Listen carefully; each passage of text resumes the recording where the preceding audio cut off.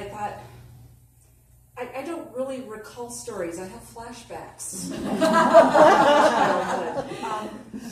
So the stories that I do have are really best shared with a therapist.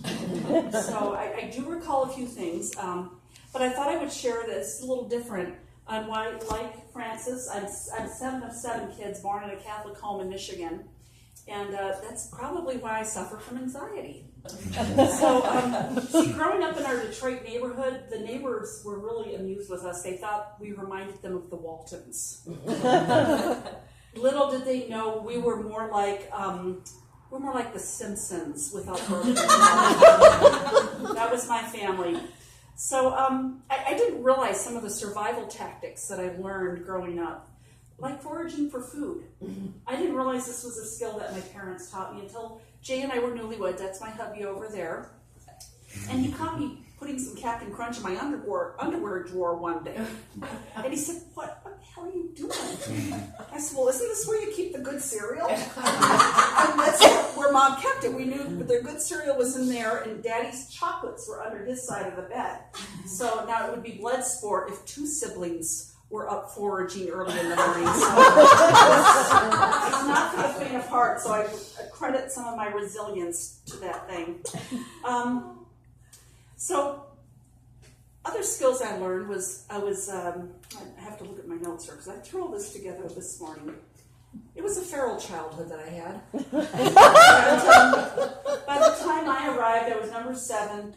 Mom and Dad had given up any pretense of supervision, and they just decided to drink and deny. So I was pretty much left alone, and instead of being raised by wolves, I was left at the tutelage of mean nuns, Jim Beam, and taunting siblings who delighted in my frustrated tears.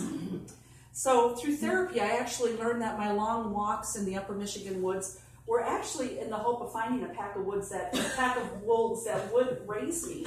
But of all the gifts that my parents gave me, the most lasting and profound was the gift of shame. It's resident with every Catholic. You can probably attest to that. Shame runs deep in a Catholic home. But I didn't realize, to this day, if you go to the gym and you see my little pile of clothes in the locker room, I always put my underwear in a neat little package and you put it under the outer clothes because you don't want anybody to see that stuff. And of course, my parents never had sex. To this day, I'm confused as to where I came from because we know that they didn't do that stuff. So, and then there was the gift of thrift. My mother, we were raised like you, middle blue collar, struggling. And one day when it was cold and wintry, we lived in Marquette in the Upper Peninsula where it was really cold. And I can still remember my mom angrily tacking the power bill above the thermostat like Martin Luther putting the pieces in the keep the heat down, she would say. Are we heating the outside? I learned how to be thrifty.